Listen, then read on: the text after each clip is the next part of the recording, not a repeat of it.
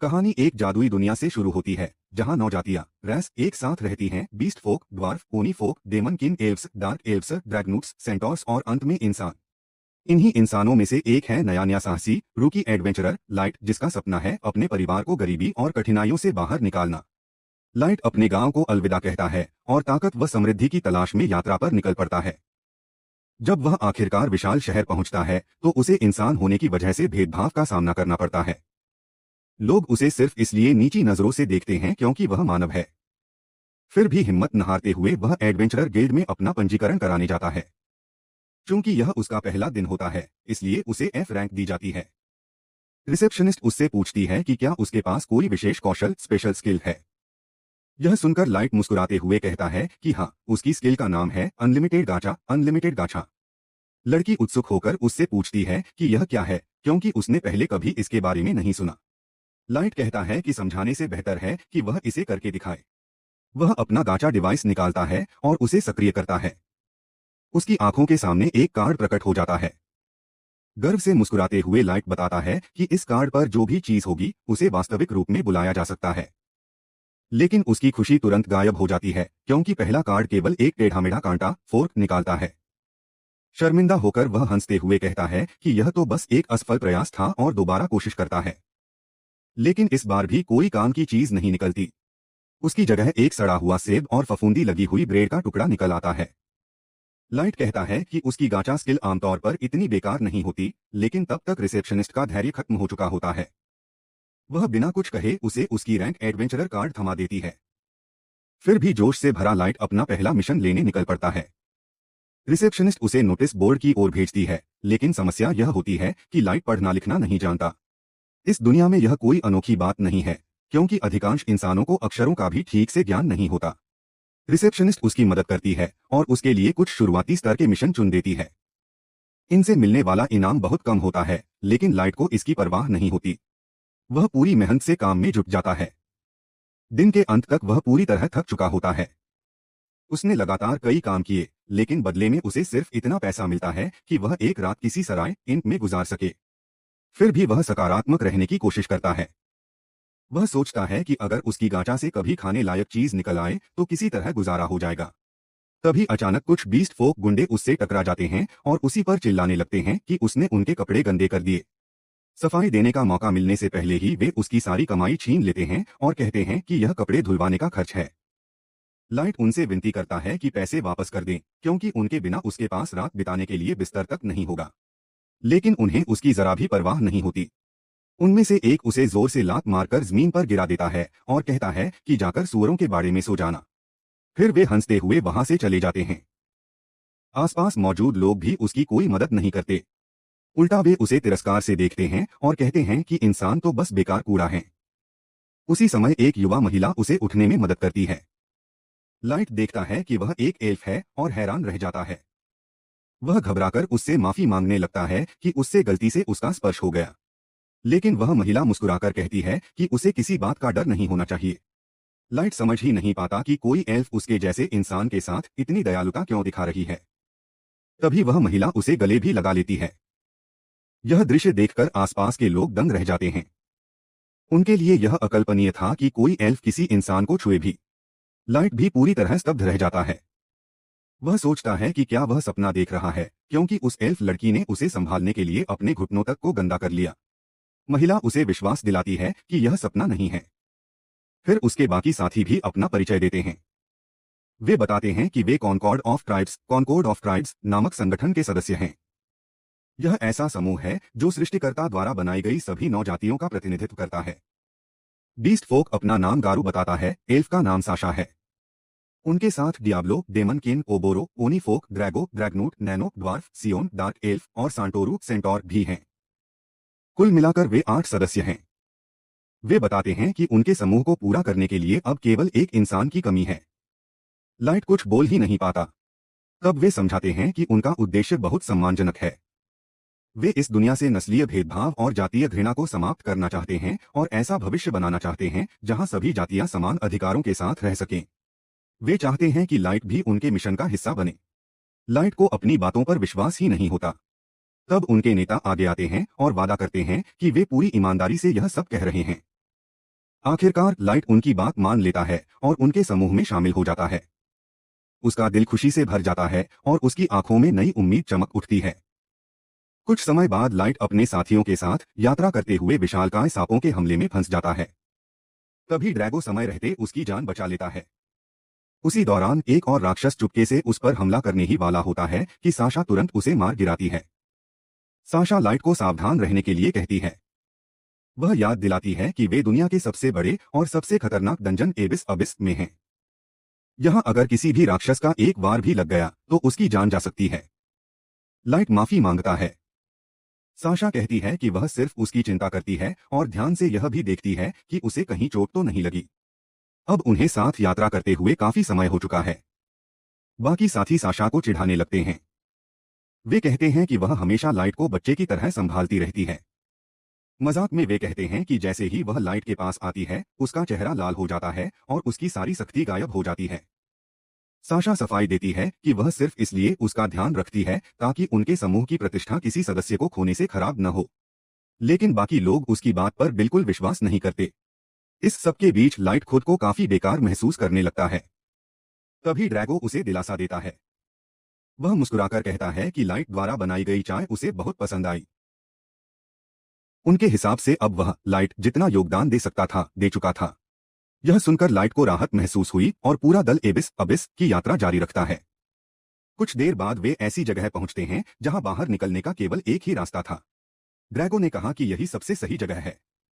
Light को लगा कि अब शायद आराम करने का समय है। वह मुस्कुराते हुए बोला कि वह सबके लिए अपनी मशहूर चाय बनाता है। उसने कहा कि इसमें बस एक पल लगेगा, लेकिन ड्रैगो ने तुरंत उसकी बात काटते हुए ऐलान कर दिया कि लाइट को पार्टी से निकाल दिया गया है। लाइट कुछ बोल ही नहीं पाया, इसलिए ड्रैगो ने अपनी बात दोहराई। फिर भी लाइट पूरी तरह हैरान था। तब गोरो ने साफ शब्दों में कहा कि उसे समूह से बाहर फेंका जा रहा है। अचानक सबका व्यवहार पूरी तरह बदल गया। गोरो ने कहा कि अब लाइट उनके किसी काम का नहीं है। यहां तक कि साशा ने भी उसे मूर्ख बच्चा कहा और बोली कि वह हमेशा उसे परेशान करता था। वे उसका मजाक उड़ाते हुए कहने लगे कि उसकी नाकाबिलियत की वजह उसके दिमाग की कमी है या फिर यह इंसानों की फितरत ही है। उन्होंने स्वीकार किया कि वे इंसान जैसे कचरे से नफरत करते हैं। लाइट घबराकर बोला कि यह जरूर कोई मजाक होगा, लेकिन उन्होंने कहा कि वे एबिस की इतनी गहराई तक किसी मजाक के लिए नहीं आए थे। लाइट ने याद दिलाया कि अब तक वे सब उसके साथ कितने अच्छे थे। इस पर उन्होंने हंसते हुए कहा कि वह सब सिर्फ दिखावा था क्योंकि उन्हें अपने दल में उसकी जरूरत थी। लाइट को कुछ समझ नहीं आया। तब ड्रैगो ने बताया कि यह पूरा नाटक सिर्फ उसकी अनलिमिटेड गांचा क्षमता की वजह से रचा गया था। यह सुनकर लाइट और भी उलझ गया क्योंकि उसे हमेशा लगता था कि उसकी यह शक्ति बेकार है। ड्रैगो ने बताया कि उनके नेताओं की नजर लंबे समय से लाइट पर थी। उन्हें शक था कि शायद वह कोई माइस्ट्रो है। इसी शक के कारण उसे कॉनकॉर्ड ऑफ ट्राइब्स में शामिल किया गया था ताकि उस पर नजर रखी जा सके। लाइट ने विरोध करते हुए कहा कि उसकी अनलिमिटेड गांचा तो सिर्फ बेकार सामान का ढेर निकालती है। लेकिन ड्रैगो ने कहा कि उन्हें यह बात पहले से पता है। वे जानते हैं कि उसकी शक्ति बेकार है और उसके आंकड़े स्टैट्स भी बेहद कमजोर हैं। इसीलिए नेताओं ने फैसला कर लिया है कि लाइट माइस्ट्रो नहीं है। अब वह सिर्फ एक बोझ है। बाकी लोग बोले कि काश यह फैसला पहले ही हो जाता क्योंकि वे इतने समय से उससे दोस्ती का नाटक करते करते तंग आ चुके थे। लाइट को न तो उन नेताओं के बारे में कुछ पता था और न ही माइस्ट्रो के बारे में। लेकिन ड्रैगो ने कहा कि अब इन बातों का कोई मतलब नहीं है। उसने ठंडी आवाज में कहा, अब काम खत्म करने का समय आ गया है। यह सुनते ही लाइट पर डर का पहाड़ टूट पड़ा। उसे समझ आ गया कि वे सिर्फ उसे पार्टी से नहीं निकाल रहे थे बल्कि उसे हमेशा के लिए खत्म करना चाहते थे। तभी हमला शुरू हो गया। गरो ने बिजली की तरह झपट्टा मारा और अपनी तलवार से लाइट के चेहरे पर गहरा वार कर दिया। सच्चाई समझते ही लाइट का पूरा शरीर कांप उठा और वह जान बचाकर भागने लगा। लेकिन भागना नामुमकिन था। उन्होंने कहा कि यहां से निकलने का कोई रास्ता नहीं है। एबिस में वह एक भी राक्षस के सामने जिंदा नहीं बच पाएगा, इसलिए चुपचाप अपनी मौत स्वीकार कर ले। साशा ने उसे भागने का कोई मौका नहीं दिया। उसने एक तीर छोड़ा जो सीधे लाइट की टांग में जाकर धंस गया। गरो हंसते हुए बोला कि इंसानों का शिकार करने में उसे सबसे ज्यादा मजा आता है। सियोन ने भी मुस्कुराते हुए कहा कि इंसानों की दर्दभरी चीखें उसके लिए किसी मधुर संगीत से कम नहीं हैं। गरो यहीं नहीं रुका। उसने लाइट को बेरहमी से लात मार मार कर पीटना शुरू कर दिया। ड्रैगो ने उसे रोकने को कहा, लेकिन गरो और मारना चाहता था। तब साशा ने याद दिलाया कि उन्हें तय की गई योजना के अनुसार चलना होगा। वे सबको यही बताएंगे कि एबिस के किसी राक्षस ने लाइट को मार डाला, इसलिए उसके शरीर पर ऐसे घाव नहीं होने चाहिए जिनसे सच्चाई पता चल जाए। फिर गुरु आगे बढ़ा और अंतिम वार करने की तैयारी करते हुए बोला कि लाइट को पीटना उसके लिए हमेशा मजेदार रहा है, इसलिए उसकी मौत जल्दी नहीं होगी। लाइट जमीन पर घिसटते हुए सोचने लगा कि आखिर उसकी जिंदगी इस मोड़ तक कैसे पहुंच गई। निराशा की चरम सीमा पर पहुंचकर वह पूरी ताकत से चिल्लाया, मैं मरना नहीं चाहता। उसी पल अनजाने में उसने एक टेलीपोर्ट ट्रैप सक्रिय कर दिया। ड्रैगो चिल्लाया, गरो, उस चूहे को भागने मत देना। लेकिन तब तक बहुत देर हो चुकी थी। कुछ ही सेकंड बाद लाइट खुद को एबिस के किसी और हिस्से में पाया, लेकिन नई जगह भी उसे कोई राहत नहीं दे सकी। वह बुरी तरह घायल था। उसे पता था कि अगर यहाँ का कोई भी राक्षस उसे देख ले तो उसकी मौत तय है। उसके मन में सिर्फ अपने परिवार का ख्याल था। वह सोच रहा था कि आखिर यह सब कैसे हो गया। वे सब उसके साथ इतने अच्छे थे।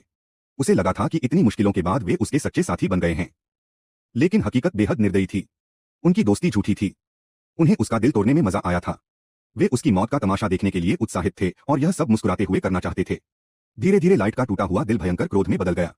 अब वह उन सब से नफरत करता था। उसने कसम खाई कि वह उन सभी को मिटा देगा। उसके भीतर बदले की आग भड़क उठी। उसने शपथ ली कि वे सब इसकी कीमत चुकाएंगे और वह उन्हें टुकड़े टुकड़े कर देगा।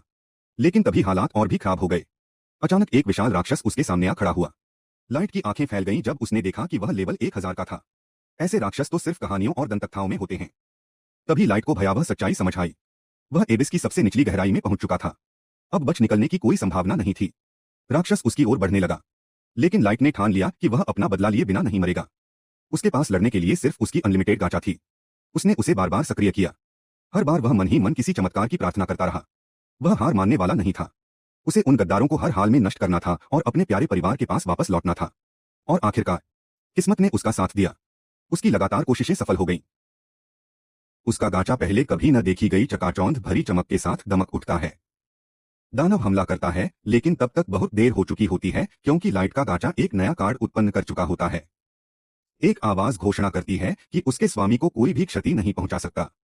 उसी क्षण एक युवती प्रकट होती है और लेवल 1000 के उस राक्षस का पूरी तरह विनाश कर देती है। वह शक्तिशाली युवती अपने द्वारा मचाए गए मलबे को हटाती है और आश्चर्यजनक रूप से लाइट के सामने घुटनों के बल बैठ जाती है। वह उसकी चोटों को ठीक कर देती है और बिना पहले अनुमति लिए ऐसा करने के लिए तुरंत क्षमा मांगती है। वह कहती है कि यदि उसके सुंदर चेहरे और मोती जैसे गोरे शरीर पर इतनी भयानक चोटों के निशान रह जाते तो यह उसके लिए अत्यंत शर्म की बात होती। लाइट यह सुनकर हैरान रह जाता है कि वह उसके बारे में इस तरह बात कर रही है। लेकिन उससे भी अधिक वह यह देखकर चौंक जाता है कि उसने उसकी हर एक चोट पूरी तरह ठीक कर दी है। वह युवती उससे अनुरोध करती है कि वह अपनी मधुर आवाज में अपना नाम बताने की कृपा करे। तब लाइट उसे अपना परिचय देता है। युवती उसे मास्टर लाइट कहकर संबोधित करती है और घोषणा करती है कि अब से वह अपना पूरा अस्तित्व उसकी सेवा में समर्पित कर देगी। वह बताती है कि यह एक मेड की सम्मान शपथ है और वह बिना किसी झिझक के उसके प्रति अपनी पूर्ण निष्ठा की प्रतिज्ञा करती है। स्वाभाविक रूप से लाइट जानना चाहता है कि यह रहस्यमयी लड़की आखिर है कौन। तब वह अपना परिचय देते हुए कहती है कि उसका नाम मेई है। वह स्वयं को एवरसीकिंग मेड कहती है और उसका लेवल 9999 है। लेकिन जिस बात से लाइट सबसे अधिक स्तब्ध रह जाता है वह उसकी शक्ति है। असल में वह एक सुपर अल्ट्रा रियर कार्ड है जो उसके उस तथाकथित बेकार अनलिमिटेड गाचा से निकला है। मेई लगातार अपनी अटूट निष्ठा के बारे में बोलती रहती है। वह यहां तक कह देती है कि यदि आवश्यकता पड़ी तो वह मृत्यु के पार भी उसका अनुसरण करेगी। अब भी स्तब्ध लाइट उसे समझाने की कोशिश करता है कि उसका अनलिमिटेड गाचा कोई खास चीज नहीं है। इतनी शक्तिशाली कोई भी व्यक्ति किसी ऐसे बेकार कौशल से बुलाया ही नहीं जा सकता। तब मेई विनम्रता से उससे अपने अप्रेजल कौशल द्वारा उसके गाचा की जांच करने की अनुमति मांगती है। वह कहती है कि वह ऐसा केवल उसकी अनुमति मिलने पर ही करेगी क्योंकि एक सेविका के लिए यही उचित आचरण है। लाइट सहमति दे देता है। जैसे ही मेई उसके गाचा की जांच करती है वह आश्चर्यचकित रह जाती है।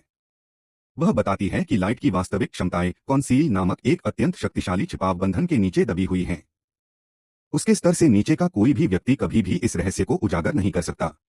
इसके बाद वह लाइट से कहती है कि उसका अनलिमिटेड गाचा बिल्कुल भी बेकार नहीं है। वास्तव में यह उसे अनंत बार ड्रॉ करने की क्षमता देता है और उससे निकलने वाले कार्डों की गुणवत्ता तथा उनकी दुर्लभता आसपास मौजूद माना की मात्रा पर निर्भर करती है।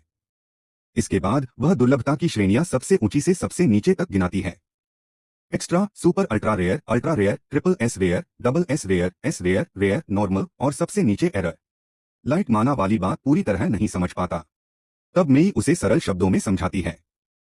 वह बताती है कि माना एक अदृश्य शक्ति है जो इस संसार की हर वस्तु में प्रवाहित होती रहती है, लेकिन धरती की सतह के पास इसकी सघनता सबसे कम होती है। यही कारण है कि वहां मेई जैसी किसी सुपर अल्ट्रा रेयर को प्राप्त करने की संभावना लगभग शून्य होती है। लेकिन इस स्थान पर स्थिति बिल्कुल अलग है। इस समय वे दोनों डंगन की सबसे गहरी गहराइयों में मौजूद हैं और यहाँ हवा स्वयं घने माना से भरी हुई है। इसका अर्थ है कि इतनी गहराई पर लाइट के दुर्लभ कार्ड प्राप्त करने की संभावना कई गुना बढ़ जाती है। मेई को यह नहीं पता कि आखिर कौन सी बात लाइट को इस जगह तक ले आई, लेकिन वह केवल अपने अनलिमिटेड गाचा की वास्तविक शक्ति को जागृत करने के लिए इतनी गहराई तक आने के उसके साहस की प्रशंसा करती है। हालांकि लाइट किसी नायक होने का दिखावा करने से साफ इनकार कर देता है। वह स्वीकार करता है कि वह कभी भी अपनी ताकत के दम पर यहां तक नहीं पहुंच सकता था। फिर वह बताता है कि उसके पुराने साथियों ने किस तरह उसके साथ विश्वासघात किया। उन्होंने उस पर तलवारों से वार किए, उसे बेरहमी से पीटा, उसके शरीर में तीर मारा और उसे मरने के लिए छोड़ दिया। यह सब बताते हुए उन घटनाओं की यादें उस पर हावी होने लगती हैं। उसकी आंखों से आंसू बहने लगते हैं, लेकिन उन्हीं आंसुओं के साथ उसके भीतर भयानक क्रोध भी उमड़ पड़ता है। वह कसम खाता है कि जब तक उन सभी लोगों से उनके विश्वासघात की पूरी कीमत नहीं वसूल लेगा, तब तक चैन से नहीं बैठेगा। बिना किसी चेतावनी के मेई धीरे से उसे अपनी बाहों में भर लेती है।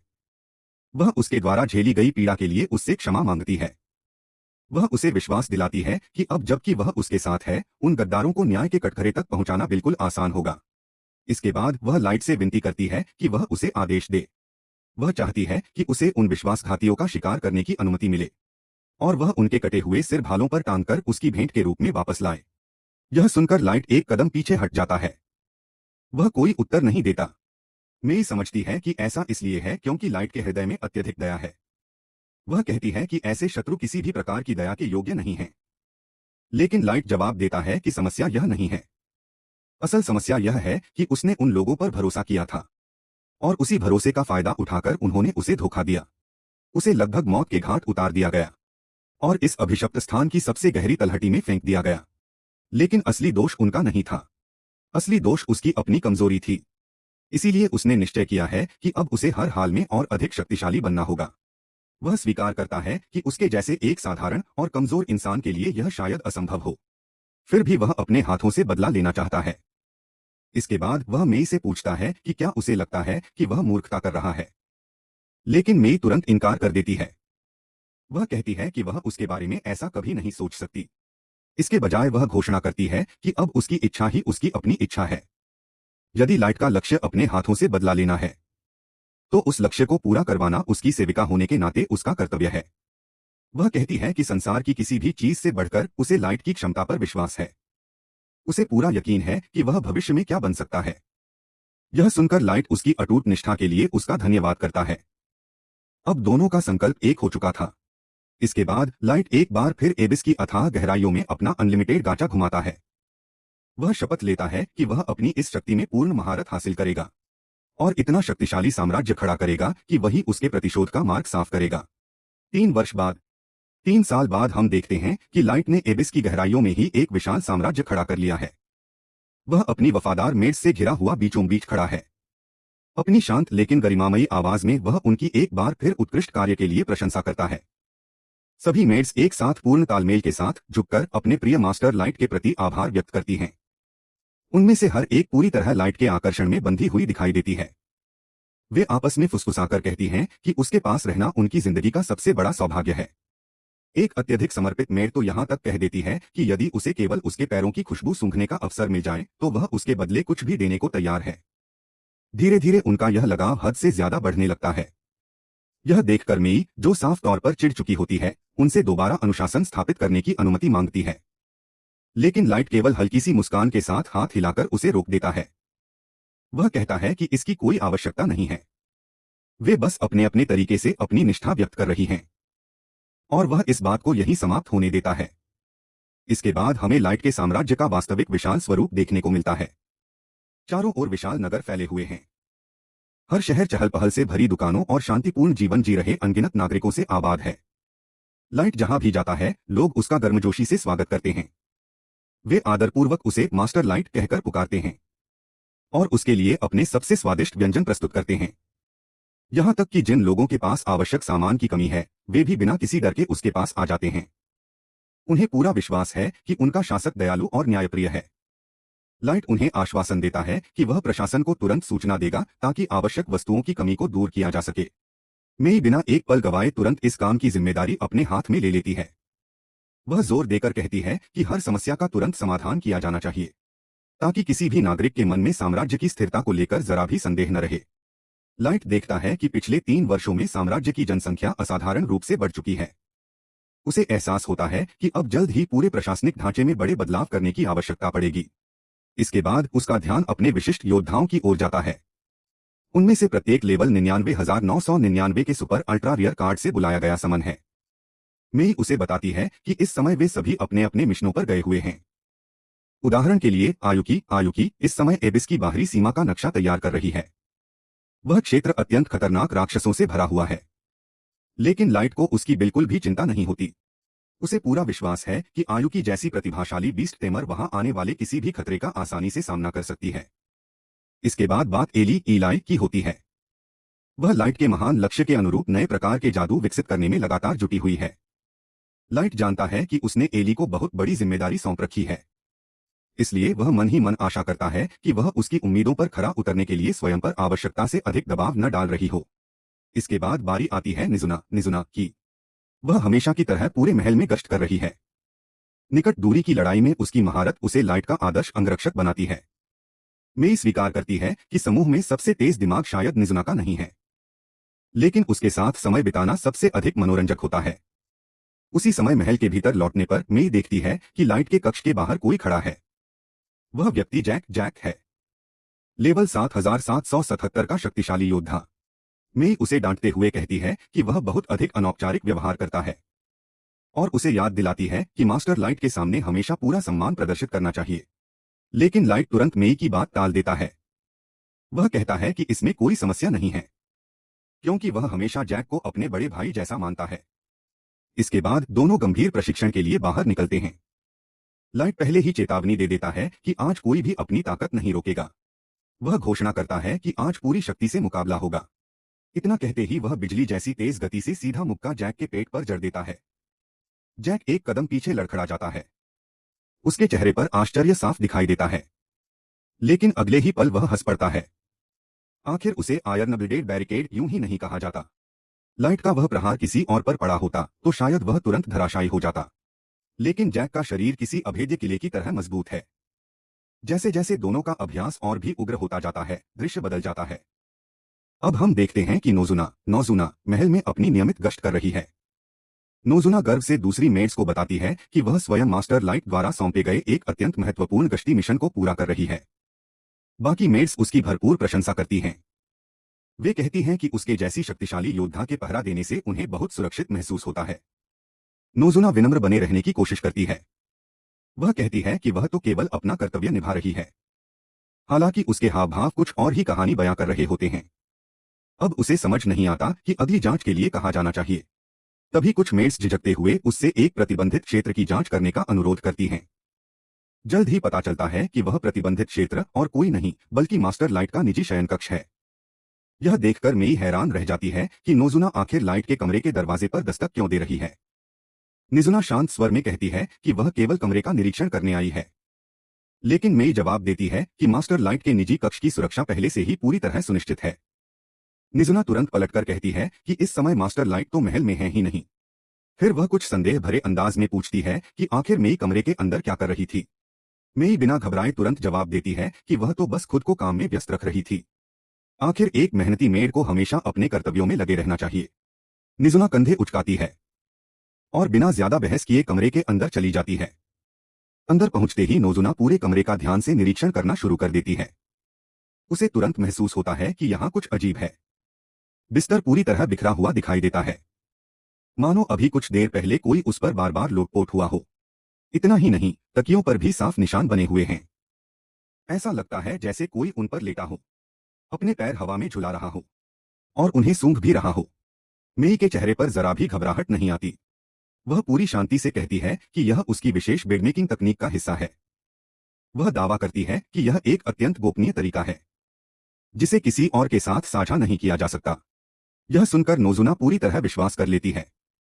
वह आश्चर्य से हाफ उठती है, फिर पूरे सम्मान के साथ मेई की अद्भुत कुशलता की प्रशंसा करती है। वह कहती है कि मास्टर लाइट द्वारा सबसे पहले बुलाए गए समन के रूप में मेई वास्तव में अपनी इस प्रतिष्ठित स्थिति की पूरी हकदार है। लेकिन नोजुना केवल निरीक्षण करने नहीं आई थी, वह बाकी मेड्स की ओर से एक संदेश भी लेकर आई थी। उस संदेश में लिखा था कि सभी मेड्स मेई द्वारा मास्टर लाइट के कमरे पर एकाधिकार जमाने से तंग आ चुकी हैं। वे चाहती हैं कि कमरे की सफाई करने का अधिकार सभी मेड्स को समान रूप से मिले। संदेश में यह भी लिखा था कि मेई को हेड मेड के पद से हटाने के लिए एक औपचारिक याचिका भी शुरू कर दी गई है। वे उस पर तानाशाही करने का आरोप लगाती हैं और पत्र के अंत में तीखे शब्दों में लिखती हैं, बुरी तरह हार जाओ। नोजुना कहती है कि यदि मेई चाहे तो वह हर संभव सहायता देने के लिए तैयार है, लेकिन मेई विनम्रता से उसका प्रस्ताव अस्वीकार कर देती है। वह कहती है कि इस विद्रोह से निपटना उसका अपना कर्तव्य है। इसके बाद वह नोजुना का धन्यवाद करती है कि उसने ईमानदारी से यह संदेश उसे पहुंचा दिया। साथ ही वह चुपके से उसे कुछ इनाम के पैसे भी दे देती है। इनाम मिलते ही नोजुना का चेहरा खुशी से खिल उठता है। वह उत्साह से वहां से दौड़ पड़ती है। उसका इरादा अपने इनाम के पैसों को उस स्थानीय दुकानदार के यहाँ खर्च करने का होता है जिसने अभी अभी नया माल मंगवाया था।